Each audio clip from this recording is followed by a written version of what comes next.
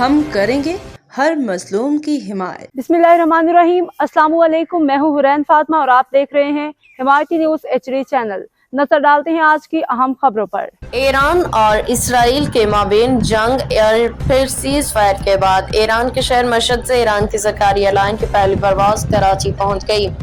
Iran air की परवाज IR-816 airbase A319 तैयारे के जरिए ऑपरेट की गई है।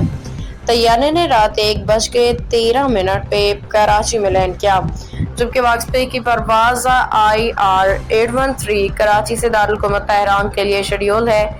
एविएशन ज़राए के मुताबिक 13 जून को इसराइल की जानिब से ईरान पे हमले और फिर दोनों ममालिक के दरमियान जंग के बाद सीज फायर हुआ। तब से ईरान का फ्लाइट ऑपरेशन मामूल पे नहीं आ सका। ईरान के शहर मशहद से 16 दिन बाद पहली परवाज कराची आई है। अब तक के लिए इतना ही। मजीद खबरों और अपडेट से बाखबर रहने के लिए देखते रहें हिमायती न्यूज़ HD चैनल।